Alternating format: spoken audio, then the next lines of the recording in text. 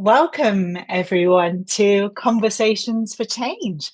This is our new live podcast series, and it's produced by The Innate Coach, which is myself and Dr. Helen May, who's with us today. And together we will be exploring how small shifts in the way that we communicate and converse can create healthier and more inclusive, compassionate, and connected workplaces. This episode is supported by York and North Yorkshire Combined Authority, using funding from the Department of Work and Pensions Get Britain Working. Each episode is recorded with a live audience, which is here today as part of our Lunch and Learn series and is used to create our Conversations for Change podcast. So for those here who have joined us today, a really warm welcome. And at a certain point in the conversation, we will be inviting you to join in. But during the podcast, if you think of a question that comes to mind, we know what it's like. Sometimes it might go out of your head. So do feel free to pop it in the chat and we'll come back to it later and explore it. And do also use the comments to share any insights or personal experience or anything that you would like to share. So each episode we'll be exploring a new theme. You can expect real conversations with experts in their field, with opportunity for interaction and questions, and hopefully encouraging reflection, curiosity, and practical action. So whether you are a seasoned employer, just starting to grow your team, or simply looking to develop your leadership skills, we hope that you really do enjoy this Lunch and Learn and hear something fresh and new. So in this episode, we are exploring some of the myths, misunderstandings, and unhelpful narratives about being neurodivergent, and also about understanding how understanding, awareness, and compassion can really shape more inclusive workplaces. At a time when businesses are under mounting pressure, often people find themselves under increased levels of stress, and individual adjustments can feel like it adds to the workload. However, we'll be exploring how, when our workplaces are founded in compassion and understanding, we can draw upon our individual strengths to collectively work towards a more inclusive and thriving workplace for everyone.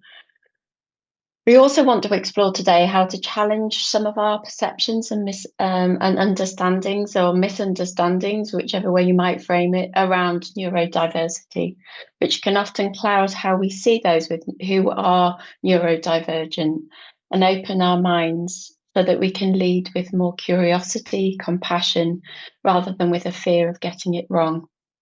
So we hope it will be a really thought-provoking conversation today that will really inspire you and help you to create more compassionate, inclusive workplaces, one conversation at a time. So we're really delighted to introduce our guest speaker today, Gemma Barstow. She is our guest on our podcast. Gemma is a self-diagnosed neurodivergent trainer and speaker. She has supported neurodivergent people for over 10 years, delivering training across the UK to universities and large companies. She's also run a company supporting neurodivergent people with over 100 employees, where over half the workforce are neurodivergent. She has extensive experience of working with those people who have a diagnosis around neurodiversity. She's a parent of a neurodiverse child and is experienced in navigating ways of parenting and supporting in school to ensure their needs are fully supported at every stage. There's so much more we could say about Gemma, but we want her experience and her knowledge to come to the fore as we have this discussion and let her share her insights and wisdom with us. So Gemma, thank you for coming today. It's a real pleasure to have you here. Perhaps you could start off by just giving us a little bit of an insight into your journey, both in terms of discovering you were neurodivergent and also then beginning to work in the field. Sure. Yeah, unscripted conversation is my favorite. I just thought I should have prepared something because who knows where this will go. But I think probably the starting point, as I've reflected back, everything's much easier in hindsight, isn't it? I sort of went on this traditional journey through, school and kind of not fulfilling potential, and then A levels and kind of getting caught up in socializing and still managing to do okay in my A levels. And then I went to university. And actually, now I know more about the experience of being neurodivergent. I'm fully aware that university is often the point where people start to struggle, because it's that switch from very structured, supportive education to the kind of the more independent study that's expected of you. So suddenly you're away from home, you don't have parental support, you have to go to university, get yourself there, do the work independently, and also, I suppose, just navigate all of the sort of social factors and the looking after yourself things. So that is often the point where people struggle, but they still wouldn't necessarily be aware why they're struggling. And so I ended up dropping out of university completely after about a year of just pretending to attend a lot of my classes and telling my family that I was fine, and I couldn't carry on, and I wasn't enjoying the course, but I just kind of followed this pathway. And so at the time, I was mortified, really, that I'd dropped out of university. So I just kept it secret from my family for about a year, until eventually I'd sort of told them that I dropped out. But by that point, I'd started working for Aviva. If anybody's from York, then that's where a lot of us have worked, in Aviva. And so I did that for a bit of time, and then at about the age of 25, which really ties in with what we know about brain development, I decided that actually I was going to give university another go. And I went and studied psychology at the Open University. And my only aim really was just to start understanding how people experience the world, but I didn't necessarily know where that was, like, what that was driven by. So turns out that I couldn't do university on its own, but I was working. I also had a child at 25, and I was doing Open University. So all of those things together were much easier for me than just this one focus of being at university full time. So yeah, I did that, and I eventually got my my degree, and I just started working with people in a university setting, and I ended up working with specifically neurodivergent people, and realizing that actually I had a lot in common, and it felt a lot easier for me to understand them, probably, than it had been for me to understand the rest of society and other people. And so I started reflecting a bit more about, at first, honestly, I thought I might be autistic, because I got on so well with all of these autistic people that I was working with. And then I started to realize, actually, maybe that's there's a little bit more to it than that. And then eventually my son got diagnosed with ADHD, and the more I researched that, the more I felt, actually, this kind of makes sense for me as well. And so I sort of landed on that idea that maybe, a lot of the struggles that I'd had been due to, well, first of all, the environment not really being quite right, particularly at university, and not having that support in place. But also it helped me gain a lot of understanding about why GPs might have misdiagnosed me with depression in the past, when I always thought, oh, I'm not really depressed. And then I don't know, really. Yeah, my son sort of got his diagnosis. I've never bothered to get a diagnosis, because frankly, I rang the GP, said, I think I might be ADHD, and she talked me through it, and she said, yeah, I think you might be ADHD too. I'll send you some forms, you can fill in some paperwork. And I looked at the forms when they arrived. I ticked them all off in my head, put them down, and forgot to do it, naturally. And then my GP rang me back 6 months later and said, oh, have you filled in those forms yet? Which, by the way, was really good from a GP. Like, actually sort of remembering to come and check back on me. And I said, oh, no, I haven't. I'll get to it. And I never did that. I never got back to it. And that was a few years ago now. And I just think, well, to me, that's probably enough to tell me that I don't need a diagnosis. I'm fairly confident in the fact that, I am neurodivergent, but I don't think we can all fit neatly into diagnostic categories. So, I see in myself some features that would usually be described as more autistic. I have quite a lot of sensory things where I'm particular with food choices, and plain foods are usually my preference. And there are loads of things that are ADHD, and then there's some complex PTSD thrown in there as well. So yeah, I feel like I'm a bit of a cocktail. But I don't think we've got any of the labeling right, and so that's why a lot of people are struggling.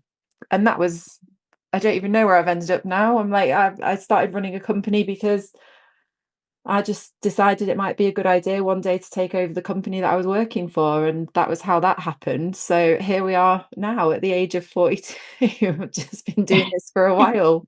So hopefully that wasn't too waffly, but it's probably a very good introduction to ADHD. I think that's a great introduction to ADHD. And I think a lot of people listening who are diagnosed or suspect that they are ADHD will identify with that journey being very, I mean, I know myself, my journey has a lot of similarities in that too. I just really wanted to pick up a little bit on maybe some of the definitions for those who aren't familiar with some of the terms that we use around this topic. And so how would you define the difference between neurodivergent and neurodiversity? Because quite often it seems that these two terms are kind of bandied around together and sometimes used interchangeably, but actually they have two very different definitions. They do. And I think I always have to have a little cheat sheet when I'm doing this in training so that I don't go off on a tangent too much. So I try and keep it fairly straightforward without too much complex terminology. So neurodiversity, the term was coined to refer to everybody in society. The idea is that everybody's brain is different. So there are lots and lots of different variations of neurotypes, and everybody thinks differently and everybody experiences the world differently. The easiest way to understand it is in relation to biodiversity, where a functioning ecosystem is made up of multiple different organisms, and all of them are different and function together to create the environment that we're kind of living in. So the idea is very simple. It's that all these different neurotypes, all these different brains exist. And so neurodiversity refers to everybody in society.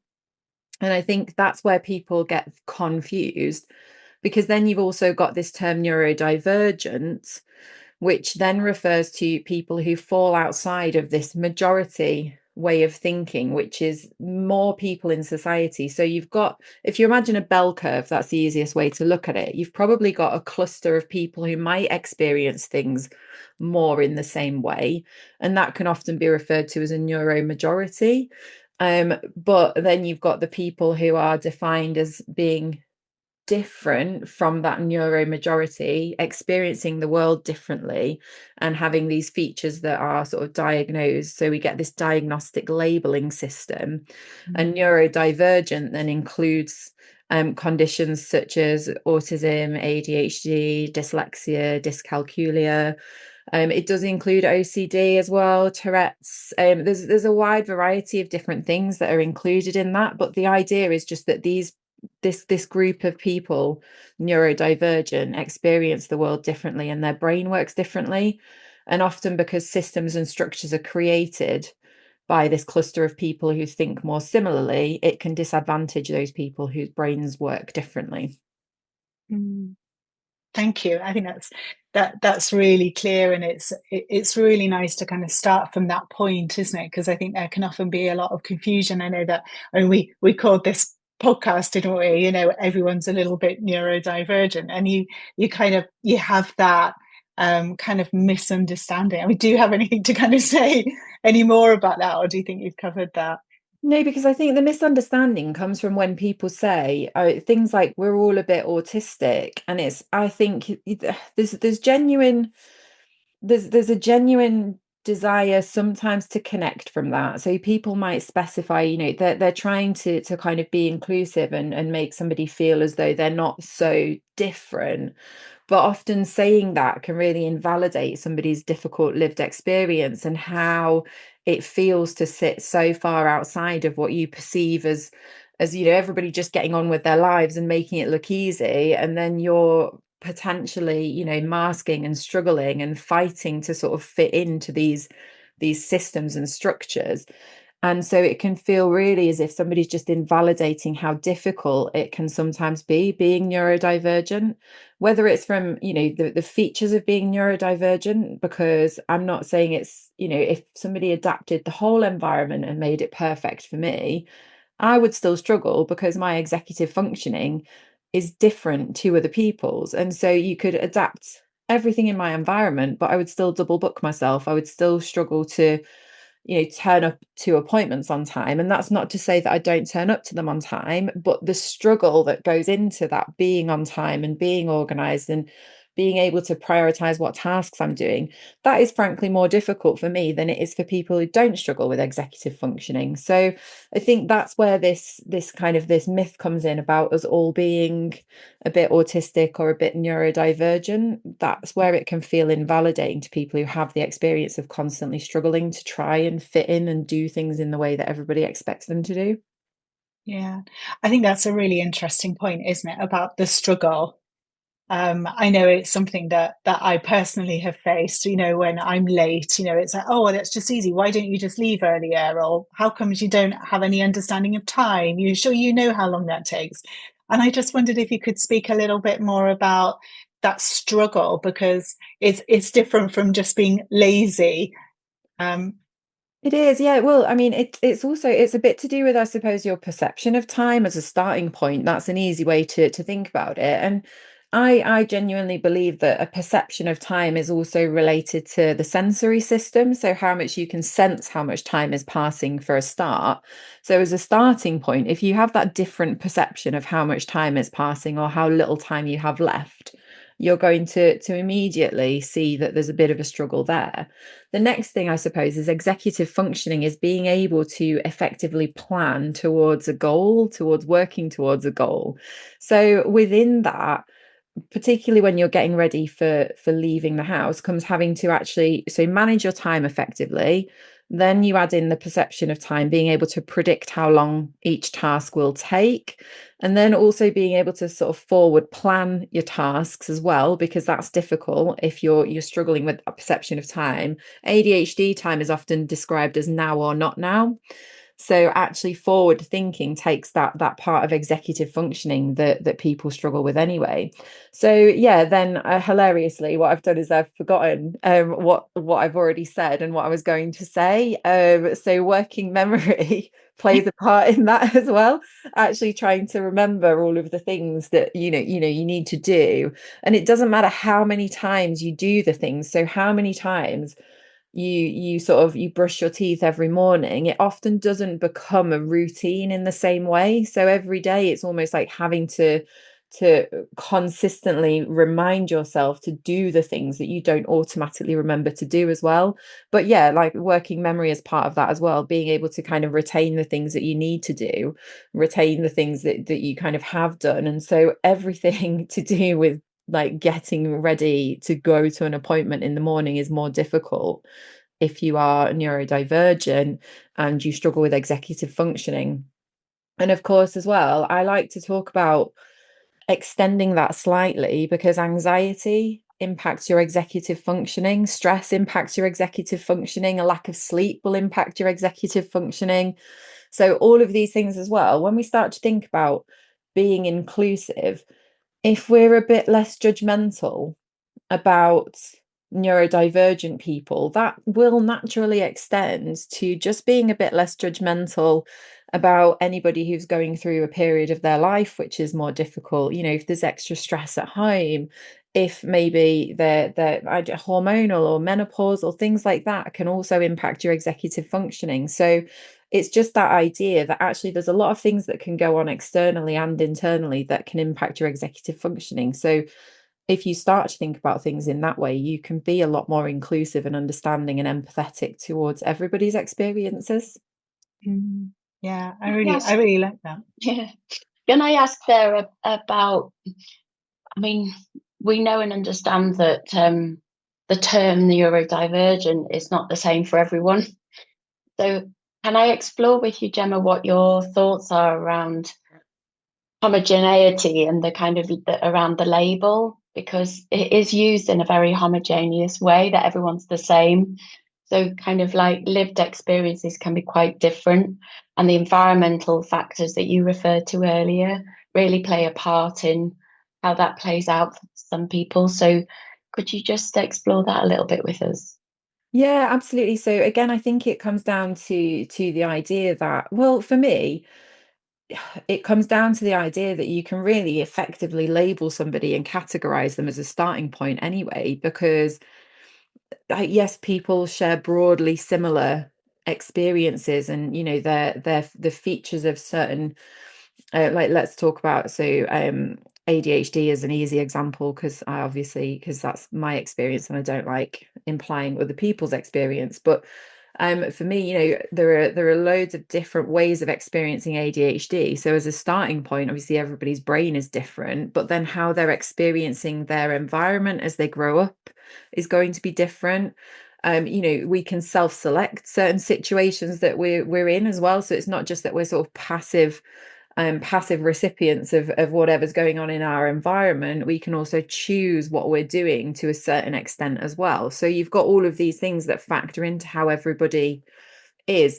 And we never say that everybody who's not neurodivergent is the same or is experiencing the world in the same way. So we just can't also think about neurodivergence as the same experience for everybody else, because all of these things factor into it. And even within a particular diagnostic criteria, you will still have people who have different features and different ways in which that will impact them. And it's often referred to as a spiky profile.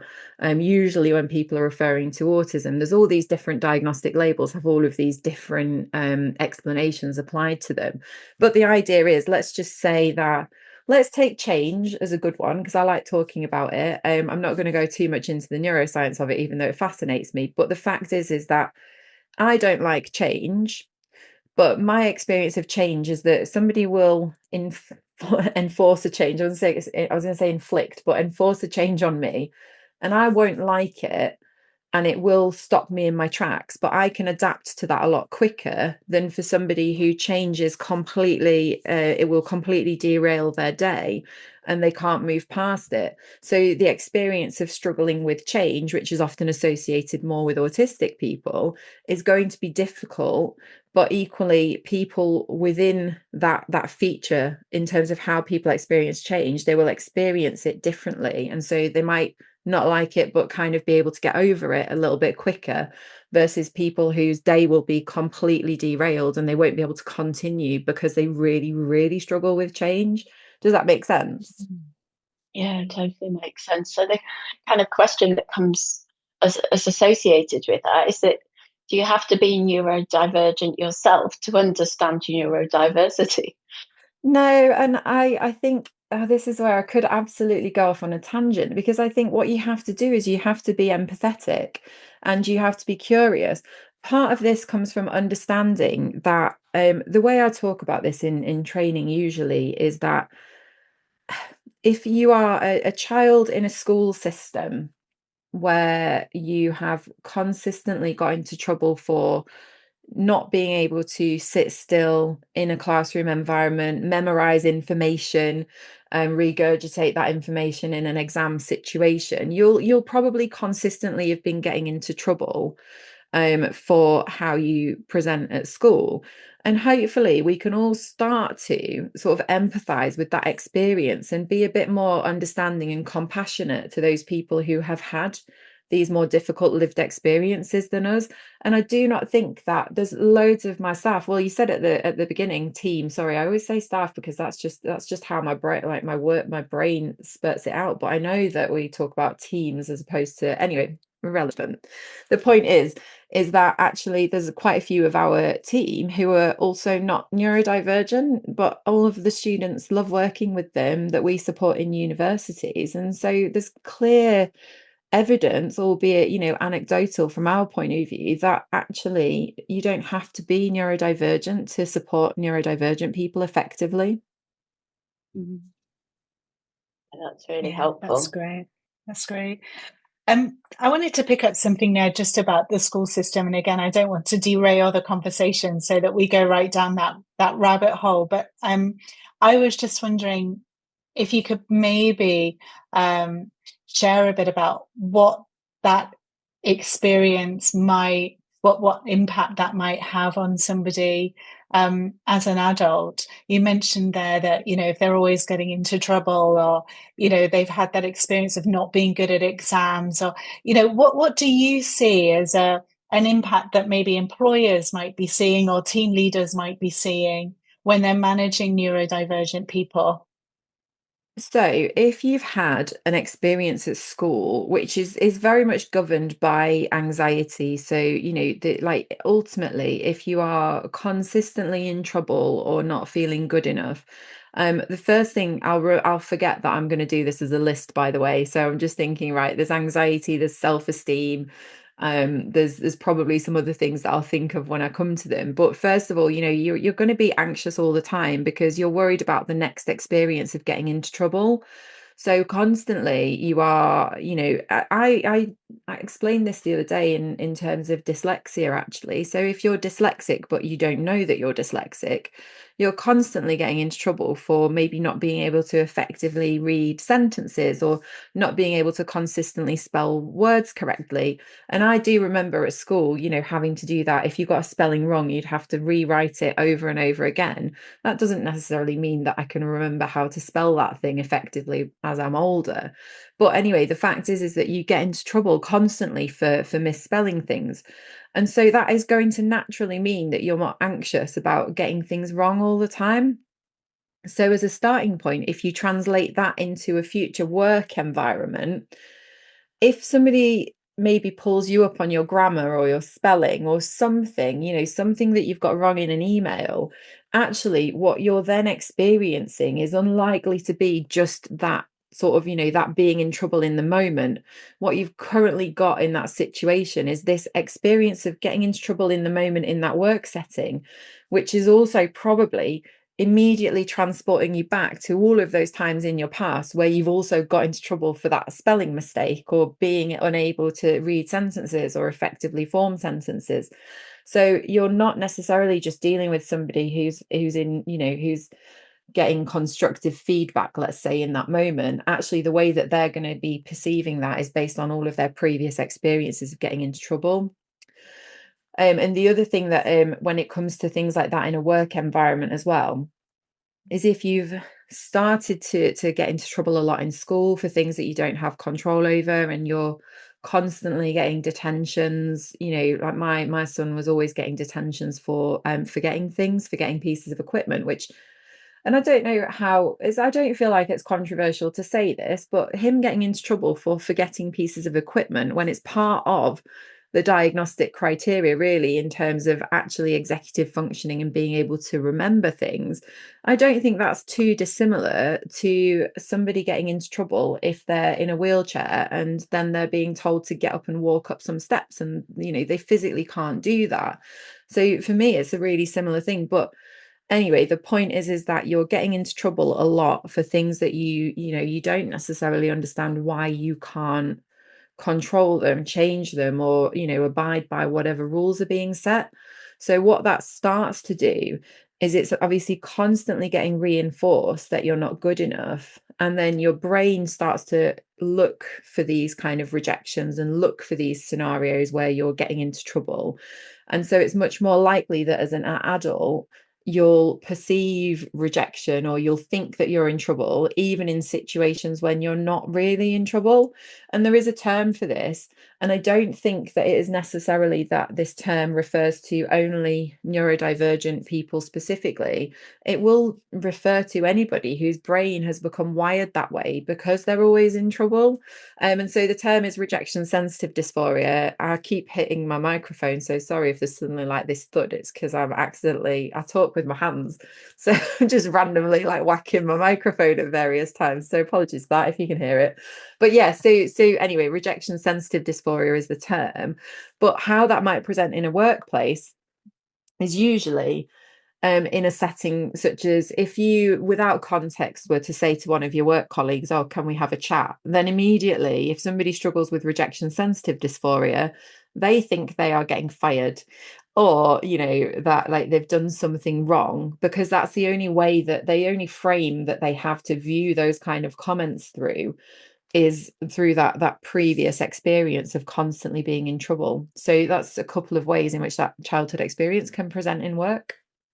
Yeah, it makes me think also about the narratives that come out of that in terms of how people describe themselves to others, and the kind of negative language that might come through in that description of yourself, because it reminds me of work that I've done previously on the self-fulfilling prophecy, kind of links to that, doesn't it? About, the kind of I am, therefore I am. So this is the way I describe myself. This is how others describe me. Therefore, this is how I'm presenting myself to others. So that kind of that narrative that can come through quite differently too. So how do we switch that narrative into a more positive framing? Gosh, I mean, that's really tricky, because I think, right, there are certain things that you can do in employment, and there are certain ways that you can support people. But what we're talking about, I suppose, with these things is like longer term work that needs to be done, where people can understand these experiences. So there's an element of the work that will need to be done externally. And if somebody really struggles with rejection sensitive dysphoria and anxiety, then actually probably one of the most practical things I would suggest is Access to Work will fund some coaching for people who can get that support for themselves. So Access to Work is a good thing. If you get a coach who specializes in neurodiversity, then actually, or if you get a coach that you get on with, but they do have to have an understanding of those kind of elements of neurodiversity. But from a general perspective, I think making sure, right, actually, this is a cultural thing for me. We are not particularly good at saying nice things, I don't think. I think I don't know whether it's a bit of a British thing, whether we just kind of feel uncomfortable giving people compliments, or maybe we just feel in a workplace that, I don't know, by adulthood, are we just assuming that people don't need to hear positive things about themselves? So I think there's a real culture shift that's needed in workplaces, where actually we're more explicit if we like somebody, or if they've done something that's good, or if a piece of work is amazing, or if we like their work ethic. And I'm not saying that that is going to overcome years of the sort of the negative side of things, but it will make it easier for people to believe that they're doing a good job if that's reinforced. So I think there's something to be said there for a shift in workplace culture, which just makes people feel, even a tiny bit better about themselves. And if you reinforce that positively more often, and you're having those conversations about positive work, then there's more of a chance that if you do need to have a chat with somebody, there's a bit more of a balance there, where they're not immediately thinking, okay, I'm in trouble because nobody's ever said that I'm good at my job. And we do often do those performance reviews, and usually people are thinking, right, what am I going to get pulled up on this time? Because actually, I do think that, often the only time that we will pull people in for meetings is to tell them something negative. So there's maybe a lesson in all of that, to just think, actually, if the only time you've ever taken somebody into your office in a work setting is because they're in trouble, why are they going to ever assume any different? So yeah, so maybe that is a really good starting point. But generally, I think it's just also considering, well, there's a couple of things, and I can't give loads of tips in one go, because it's dependent on like the workplace, and you kind of having the context of where the tips come from. But for me, when it comes to delivering feedback, there's often the emotional response to feedback, which people have never had any support with. So if you struggle with rejection sensitive dysphoria, it will feel very negative, and you'll feel like it's very uncomfortable, and you kind of almost have to get past that emotional response, where you don't have any ability to think objectively or logically, and then people can be supported through that. And then you can go back after a certain amount of time, depending on what each person wants. Really, you can always ask them, that's always a key tip. Just ask the person how they feel about feedback. It shouldn't be rocket science, that, should it? But I don't think we have these conversations very easily, so that's the key. But yeah, just go and check in with them and say, I actually want to know how much you're ruminating on that piece of feedback. How do you feel about it? Is there any way that we can kind of have a conversation about it again at a different point? Once that emotional response has passed, it's often good to revisit it. Yeah, absolutely. I think what you were saying there about the cultural side is really important, because I think one of the things we're all aware of is that people can feel reluctant to disclose the fact that they have a neurodiversity, or a neurodivergent profile, get the right terminology right. So we need to kind of think about how we set that environment up so that people feel safe to be able to say in the workplace that I need an additional adjustment, or I need to come forward. And we know it can be really helpful to do so, but how can we kind of set up that environment to feel psychologically safe? Do you know, I'm right, remind me of that question in a minute, because the first thing I'm going to do is, again, that one part of the problem is that we're all so worried about getting our terminology right that you sort of trip over it, and then you're immediately overthinking what you've said. And then you're like, have I said this right? Am I going to offend somebody? Is there going to be some kind of fallout from the way that I've just verbalized myself, even though really you're trying to probably support somebody and help them. But I think the starting point for a lot of this is fear of having these conversations, because we don't know how to even say the words, and we're worried that there's going to be some big repercussion from getting it wrong. And frankly, there is a lot of that, I think, in a lot of the online circles that I've sort of seen. I don't do online or social media, so I'm very much on the outskirts, but I think there has been this shift towards people calling other people out if they use the wrong terminology.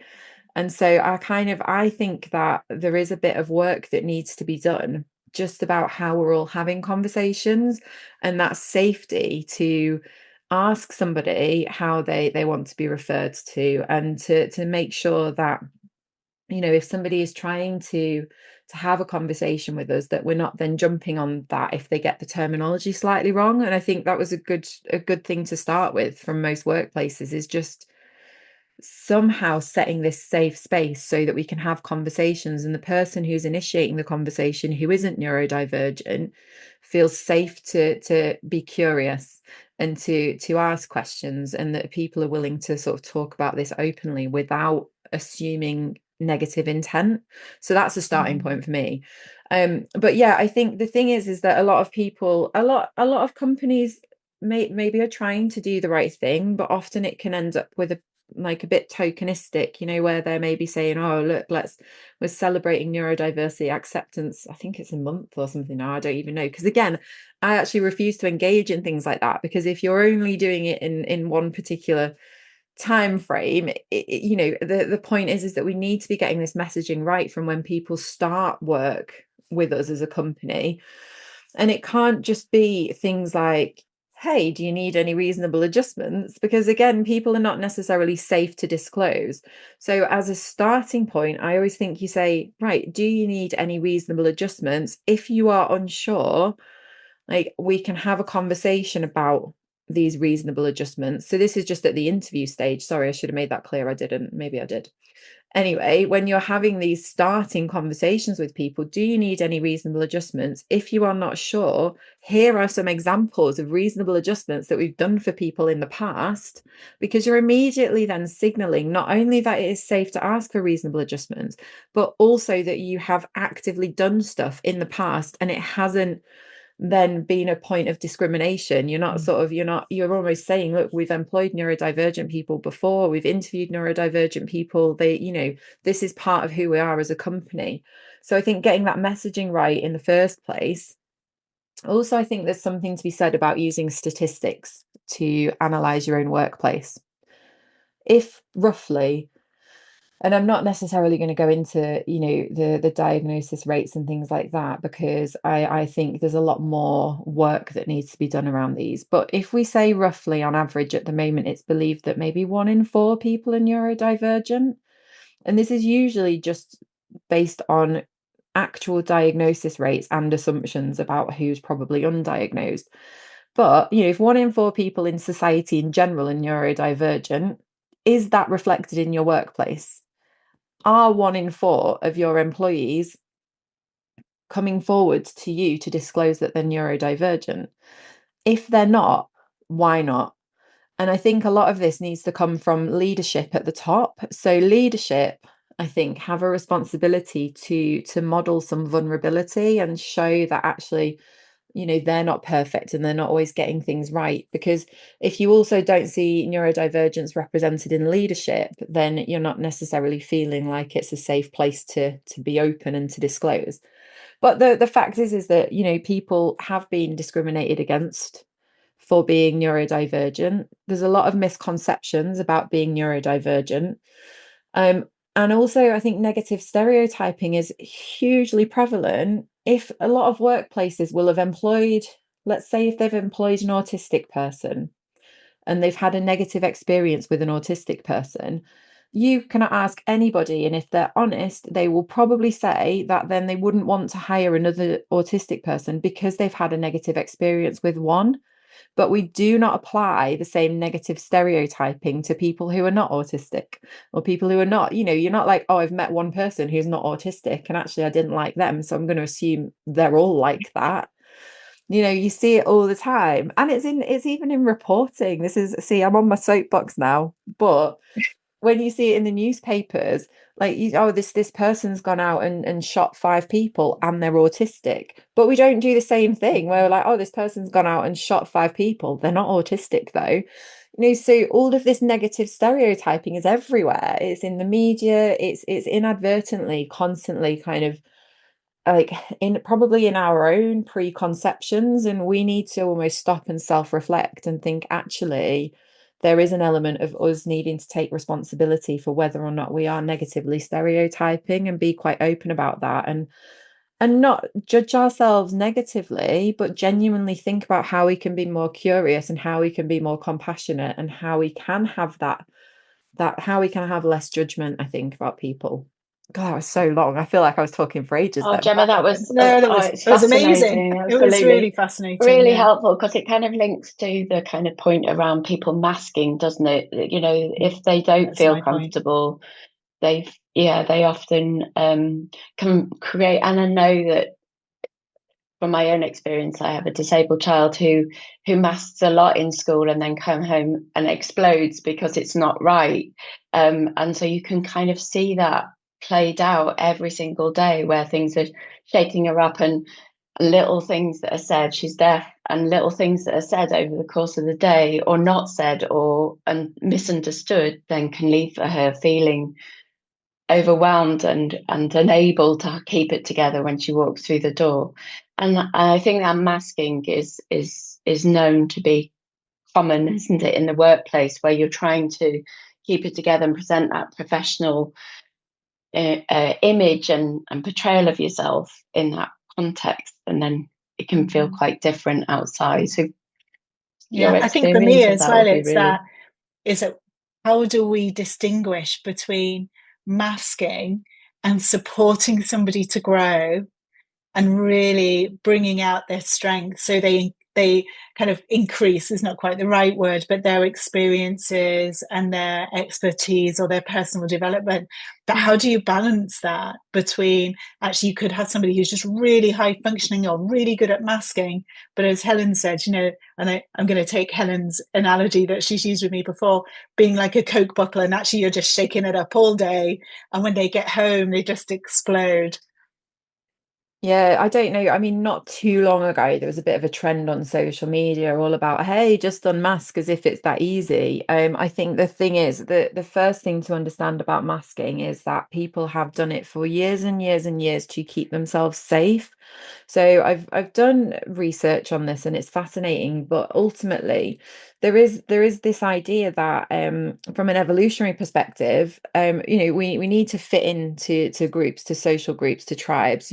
Prehistory, that would have been absolutely it would have been a very significant importance, high importance. It's how we survived as being part of tribes.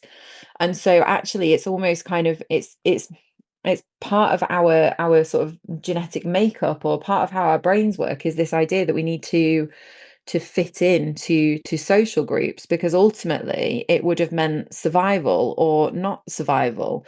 And as well as that, it's linked to reproductive success as well. Ultimately, you have to be liked in order to find a mate, essentially. So there's loads of reasons why we mask, and I think it's important to acknowledge that masking is kind of is sort of baked into our like survival mechanism, really, because you have to fit into a group socially in order to survive. That's how our brains are still wired, but also it's there's loads of research about being part of a group, and in-group and out-group research in psychology. But the fact is that when you've been doing this from an early age, and some of the research shows that autistic girls start to mask from about the age of 5, if you've been masking for such a long time, it is embedded into your identity. It is who you are, and you cannot separate that mask from yourself, from who you are as a person. For me, there was definitely a bit of an identity crisis when I thought about ADHD, and when I thought about autism. I was very much thinking, I don't know who I am, because in college I went through a bit of an emo phase, and I sort of liked the same music as everybody else, but it was never really that. I never felt like it was part of who I was. And I have absolutely just sort of like been this social chameleon, and I can mold into any social group. But that's the thing, is how do you unpick what is a mask and what isn't?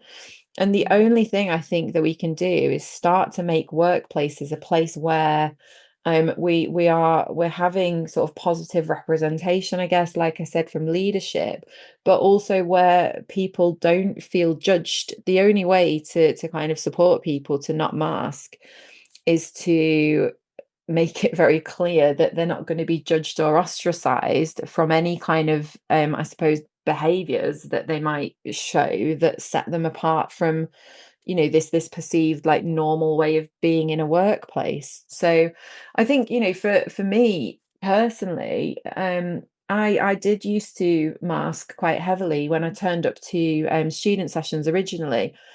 I'd have this very kind of together persona. I'm like, everything's fine. I'm calm. I'm collected. I'm presenting this real professional version of myself. And what I actually realized is that I'm perpetuating this idea that there is a version of professional that's acceptable and that people want to see.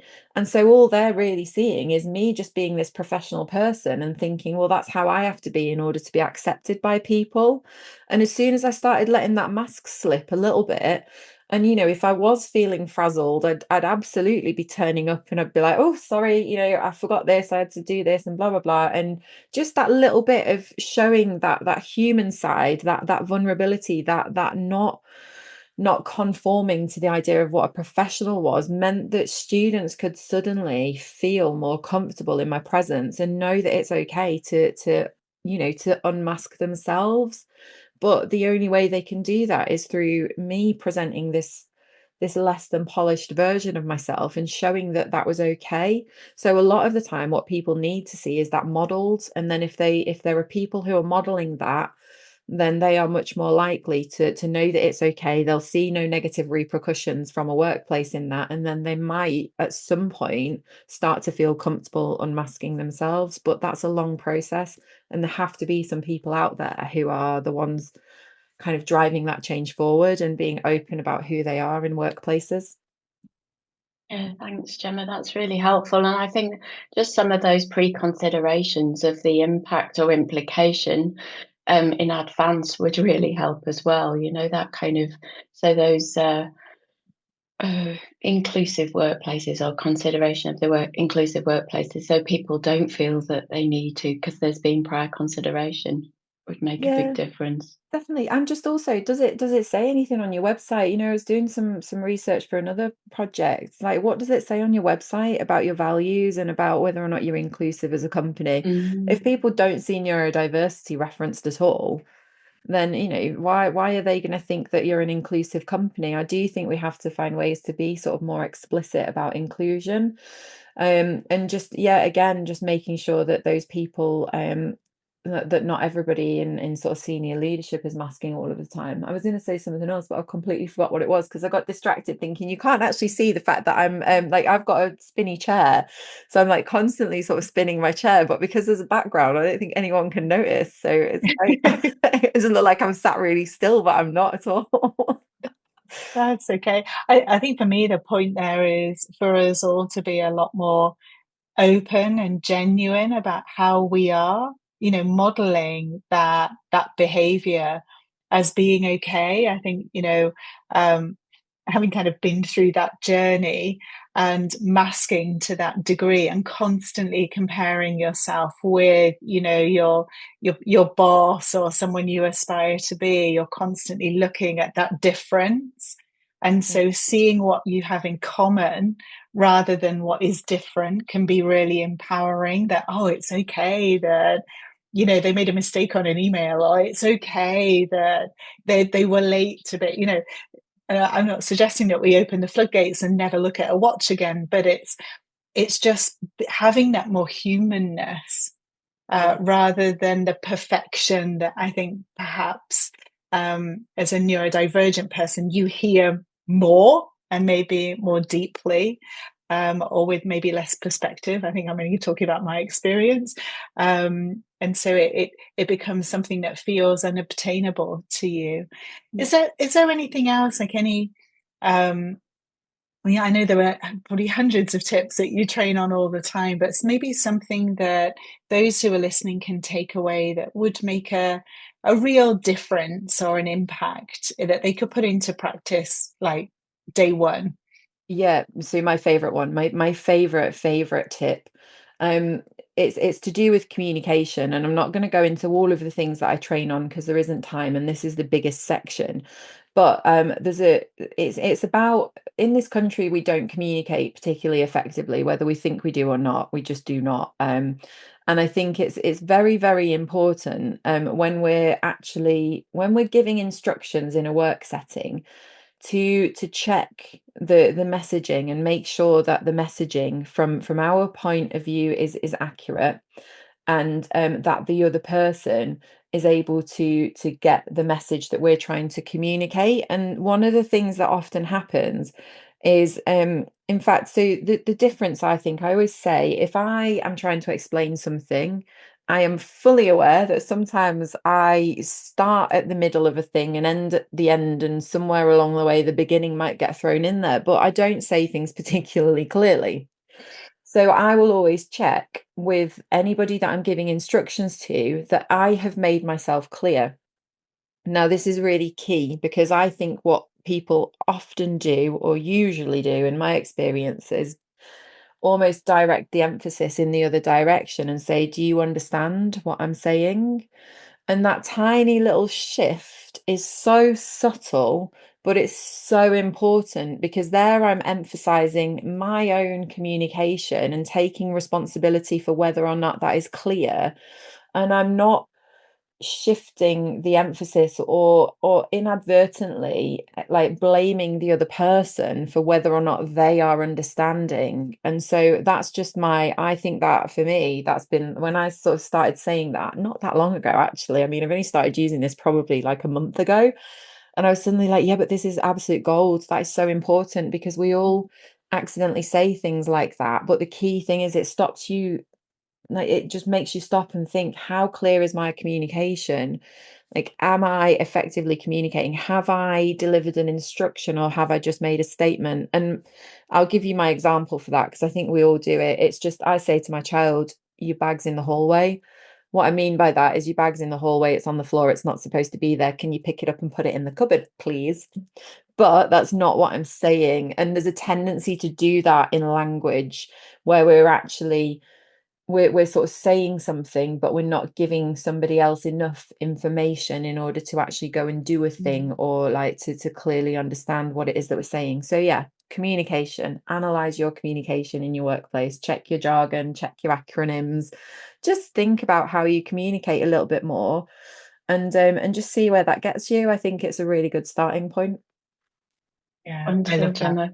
Now, we have got quite a few questions in the chat, and I do want to move us into including those people who are on the call. So can we start with Philip's question? So, Philip, would you like to share your question, or would you like us to share your question? No, you can. I'll just appear. Really good, Gemma. Fascinating stuff. Yeah, my question is long-winded in the thingy, but essentially I'm asking what would you like to see government do differently?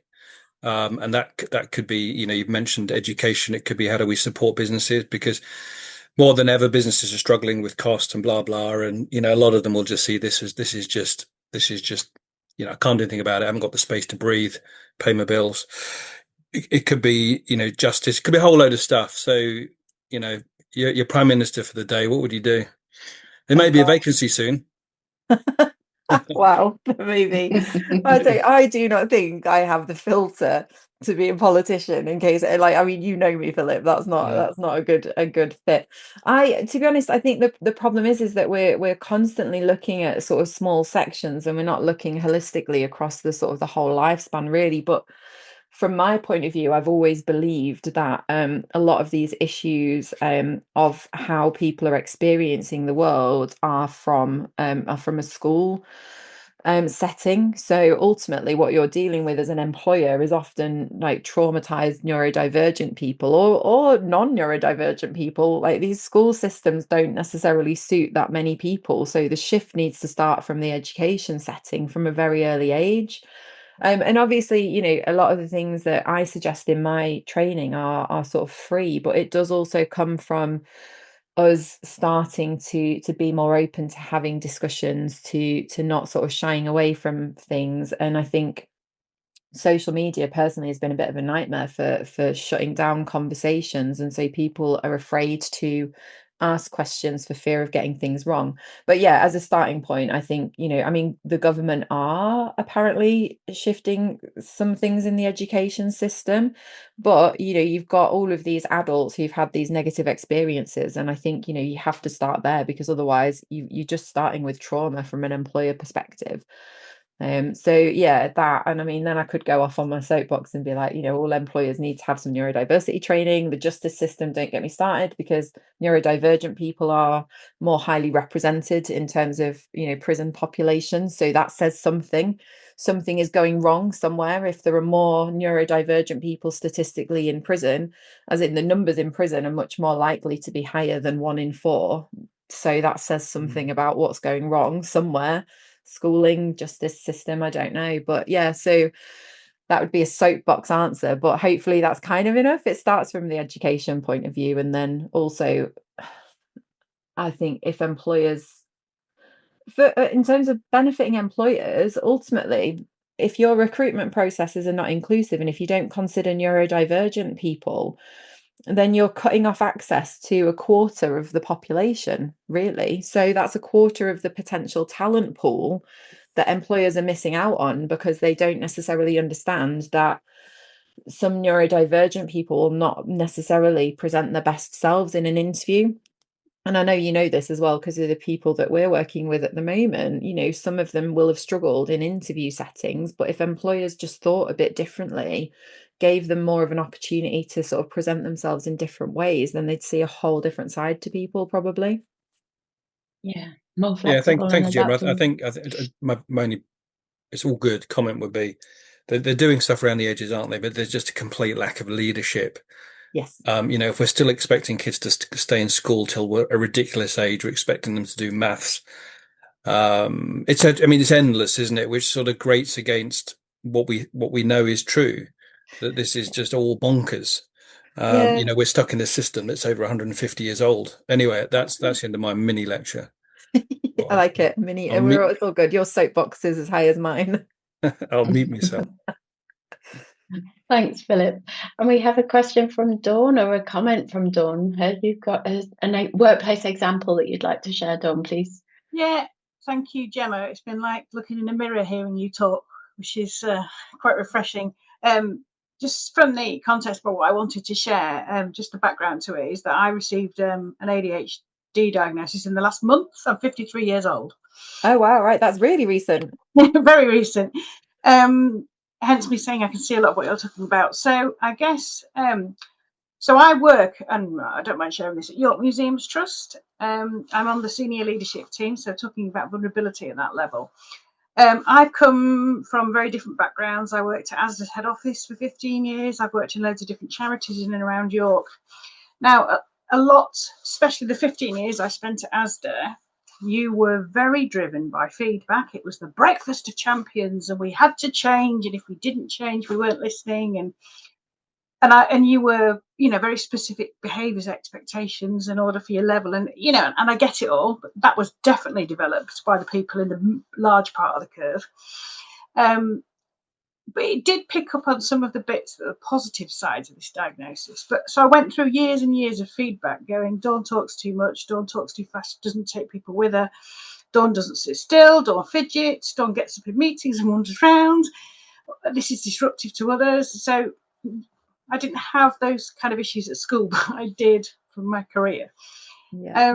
So that environment probably would have been the environment where this would have been supported, but it didn't even cross my mind at that stage. I've then worked in various other charitable environments, and culturally wouldn't have been appropriate to perhaps have the discussions. But since I've joined YMT, it's a fundamentally different culture. And not only have I been able to talk about my diagnosis with my fellow colleagues of the senior leadership team, but also the journey with my boss. And we sat down after I've had the diagnosis with a piece of paper. Well, I pulled it together and we went through what I find useful, what I find unhelpful, what I find difficult, and how I prefer to do it. So it is a reasonable adjustment, but it's not a formalised reasonable adjustment in the sense of, and that allowed me to say things that I probably would have never said. And actually, the interpretation of and intent of conversations was so different. It was a real eye-opener for both of us. And I just think examples like that, I think what enabled me to have that conversation is the culture there. But from day one in that environment, I've been there 18 months now, there are fidget toys everywhere, which I used to scoff at, I'll be perfectly honest. There are badges, talking about pronouns. There's explanations in our auto signatures about why that pronoun is relevant and everything. And I've never been in an organisation where that's so overt. So you talked about the fact that being able to have that conversation and feel comfortable and psychologically safe to do that has enabled me to have that conversation. And so I'm almost validating everything you said as a real life example. Does that make sense? Yeah, no, that's perfect. And thank you so much for sharing that, because that is exactly, you've just completely, you really have validated everything that I've said, and it's so important. But also, I think that's really important that you've just mentioned that as well, because a lot of workplaces get really scared about this sort of reasonable adjustments conversation.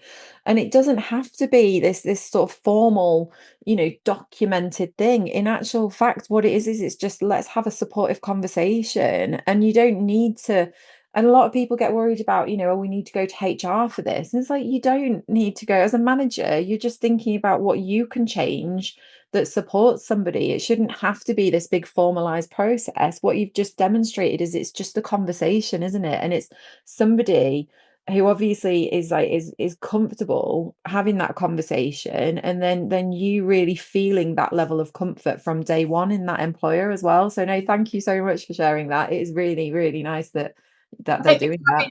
On that is I'm 53. This is all to do with my age, my hormones and everything, which is why it's suddenly come to the fore.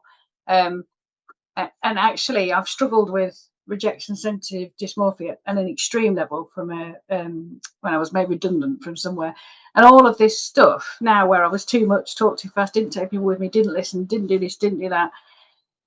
And at some points I've been in a conversation that said, it's really embarrassing when I'm in conversations with you, Dawn, because you go off on tangents and make yourself look stupid. And I've captured that. That sat with me. That was in a workplace. That wasn't in school. So you can see how you carry that with me. Anyway, I just wanted to share that because this has been a real kind of enlightening thank you session. So thank you. No, that's it. That's incredible as well. Like that kind of, that's one of the things that people embed and then they take forward as sort of part of their identity as well. And it just shows as well, I think, that sometimes people make these, careless sort of statements, don't they? And then actually they will constantly be living so close to the surface of your mind all of the time that they're just on repeat. And that's another thing. And I mean, we didn't even talk about trauma and the school experience, but that's part of it as well, is the fact that actually all of these experiences, if you experience them when your anxiety levels are high enough, what then happens is that is then something that is constantly just there, and it will just pop into your head, and it's a lot more easily, readily accessible for your brain. And so you're reliving that comment in so many different situations in the future as well. So that's really, really, it's awful that somebody said that, but I'm really pleased now that you've had somewhere that you supported and a diagnosis. Just want to clarify as well about one final point, which is completely turning this on its head. And the one thing that York Museums Trust does for me is it celebrates my ADHD positivity. My personality that's been driven by some of the traits makes me successful at my job. I'm a fundraiser. I'm that kind of job. I'm chatty, I'm energy, I'm funny, I'm all that kind of stuff, which is all linked to this kind of setup. So actually, from my point of view, I'm told at work, we love you at the fact that you've got ADHD, because we get that best bit of you. And that's a completely different angle on it. But my God, that makes you feel powerful. Yeah, but that's the thing that we talked about earlier on, is that positive, ultimately what you need to do is you need to be more confident as an employer in saying these positive things, because that's what people won't have had. So you've just like, even inadvertently there, just like re-emphasized another point that's so important, is that people actually explicitly saying these positive things in a work setting is vital for people's self-esteem and their ability to thrive in an environment. And actually, there are loads of things that I love about being ADHD that I think are part of ADHD.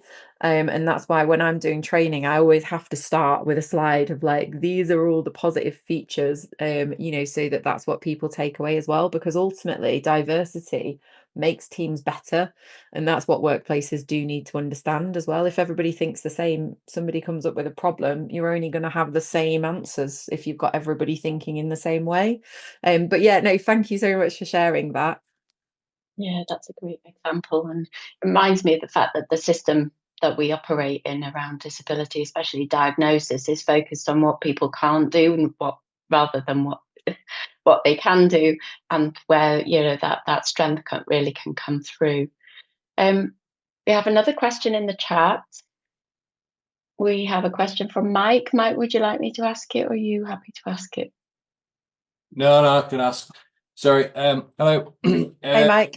Hey. From a recruitment perspective, we have I'm just looking at our sort of our vacancy questions. So we've got our statutory questions we ask when people are applying for roles online. So there's all the usual bits, right to work, unspent convictions. We have one about referred. Are you referred? So it kind of does all our bits there. And then we've got our question that says, do you need any reasonable adjustments for our interview? So in the sort of 3.5 years I've been here, it was the first time last week where we're advertising an accountant role and somebody actually said, oh, I need a proper chair as my reasonable adjustment. And because I don't think generally all the applications I've got, without me making assumptions, and they are effectively assumptions, I don't think people understand the question when they're applying for a role.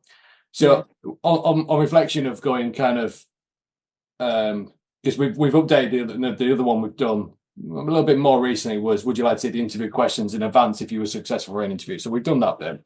But it was actually going, I don't know if people generally or society understand what the word reasonable adjustments means, when actually would somebody say in confidence going, I'm applying for a job role with you, and actually one of my reasonable adjustments is, could you have green paper available with the interview questions or something like that? Yeah. Do you think that should be worded slightly differently? I mean, the problem is I'm being consistent with probably a lot of companies out there. Yeah, because it's kind of the tick in it. But I just still think to myself that people just generally don't understand what that means, and it gets ticked all the time. And then if you went back to somebody saying, what reasonable adjustments do you want? They're like, I don't want any. I don't understand what it meant. So.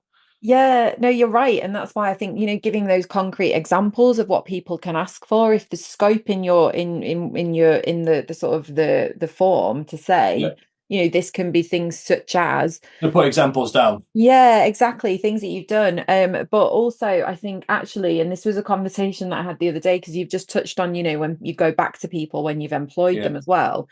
So asking somebody if they need any adjustments at the start of a role, when they've not done the role is problematic as well, because you won't necessarily know they won't know. So I think you know, a lot of companies are doing that, and it's amazing that you're exploring this as more than a tick box. What I would do for you is I would revisit that in I don't know, after 6 weeks, and say, right, actually, is there start off with positives. Is there anything that you're really enjoying? Is there anything that you feel like you're really strong at? And then just say, and actually, is there anything that we need to support you differently with? And just try and have that really exploratory conversation, because again, within that first 6 weeks, you know, people might be struggling because they're anxious as well, but it might be that some of these things can just be easy adjustments, and a lot of adjustments are free. You know, they really are. It's sometimes things like, well, actually, somebody gives me instructions in this way and I don't understand them. So actually, you know, you think, right, immediately, our written instruction is going to be better. Do we need to try and understand the person who's communicating the instructions and whether they're doing it effectively, as opposed to, you know, the understanding of the new starter? But generally, I think just always revisiting that question is really helpful. And again, it shows people that you're not just doing it as that one tick box. You're actually going back and you're going, right, actually, you know, you've been here a while now. What are you enjoying? What are you finding easy? Is there anything that you're finding a bit more challenging? And going at it. Because I think it was interesting. The one person that recently asked for an adjustment, it then went on to if I was successful in an interview, whereas I think they felt confident to actually ask the question.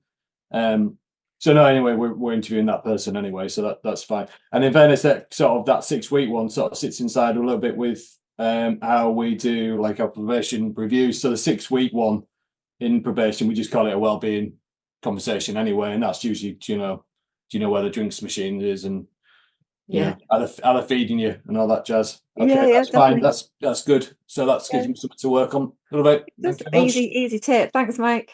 Nice, thank you. Stop my ugly mug now. So shall we open it up to the floor? Have we got anybody else who has a question for Gemma or a comment?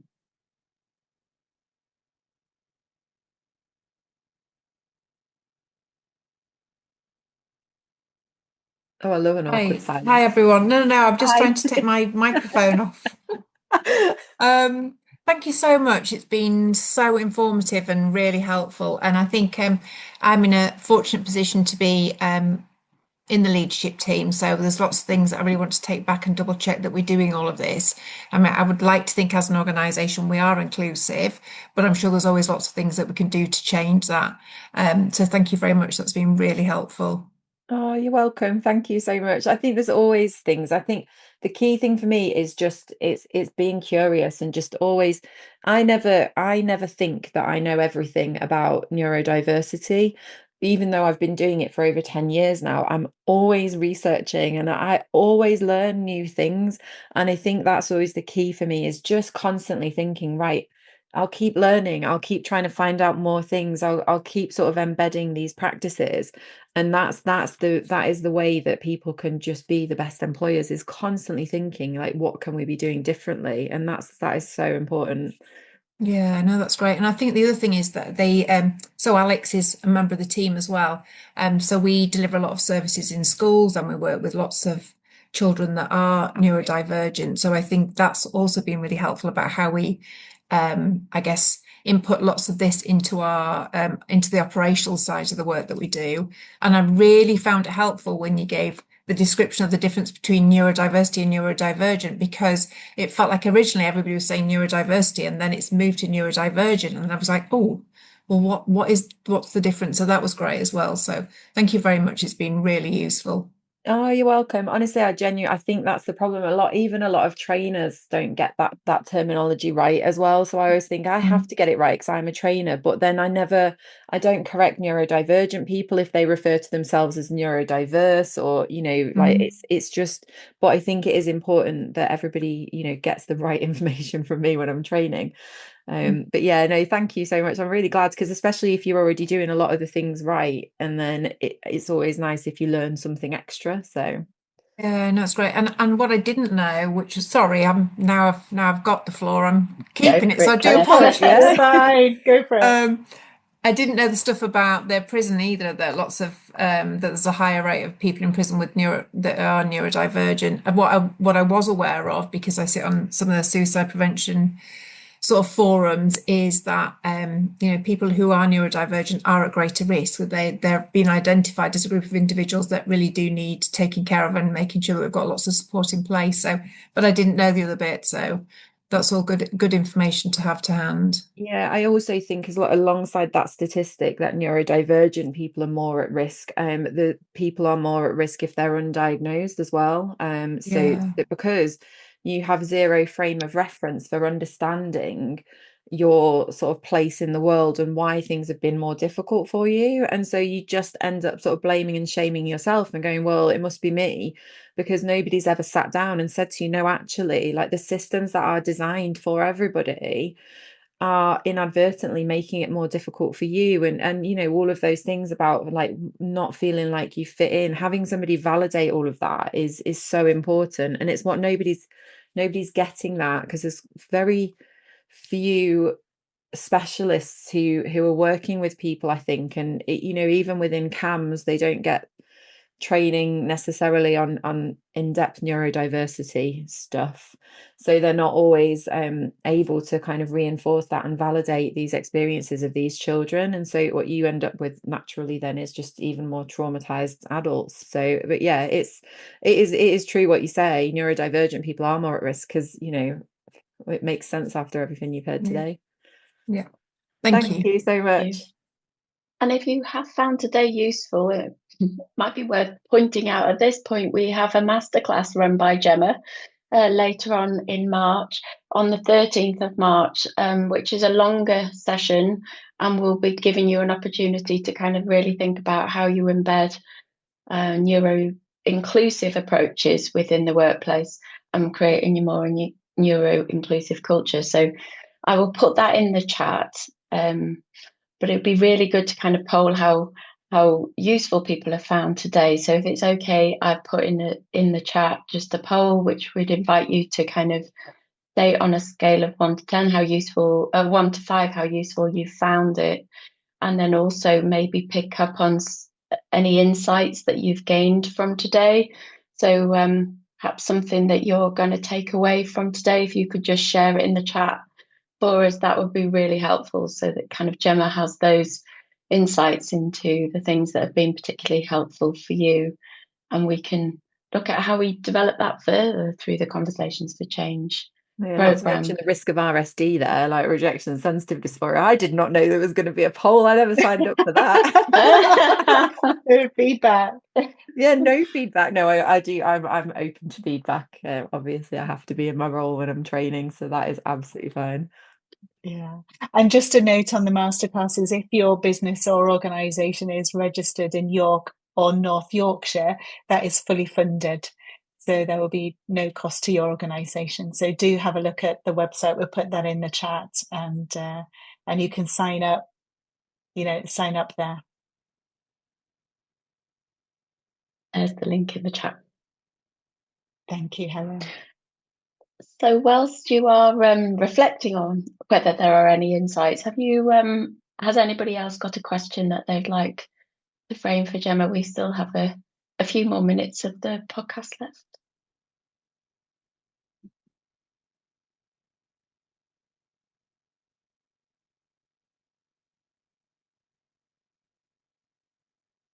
I mean, if we don't as well, that's also fine by me, because I've block booked my back-to-back meetings all day. So I'm like, it's fine, I'll go make a cup of tea. But no, honestly, don't let that put you off asking questions if you have any.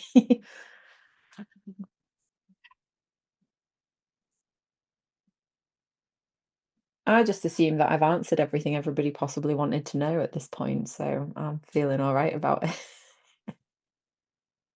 And some really nice comments coming through on the chat, Gemma. Yeah. And I think it raises the importance of what we've heard today, that lived experience rather than awareness training. We talk about that a lot, but that kind of lived experience training rather than awareness training, where it's delivered in a sort of, you need to know about this, and this about neurodivergent people, but really hearing your lived experience has been for me, one of the most insightful things of having this podcast. So thank you so much.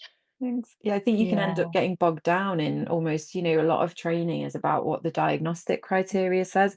And for me, I can get bogged down even talking about terminology changes, like whether you go identity first language or which people prefer, or, so you're either an autistic person or a person with autism. And, some people prefer one and even some people still prefer the other. And you can take an inordinate amount of time up just by trying to explain all of that. And we don't use the term Asperger's anymore because turns out he was a Nazi, and those kind of things are sort of, they take up all of the time. And actually what we need to come away with is empathy and curiosity, and that is key for the kind of acceptance training for me.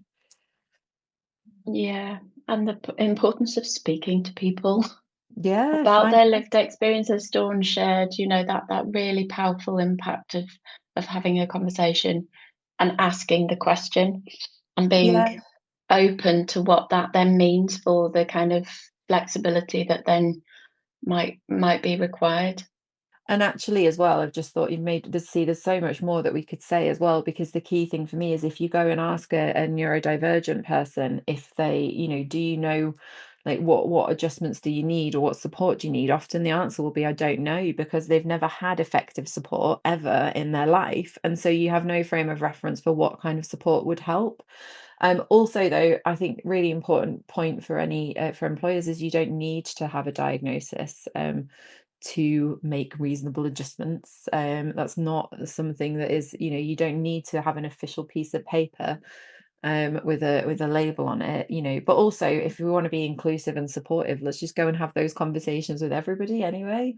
I think it's just a nicer way to do things and just be like, hey, what kind of things in a workplace would make you thrive, or make you feel more empowered, or make you more able to do your job. Those are the conversations we should be having, really.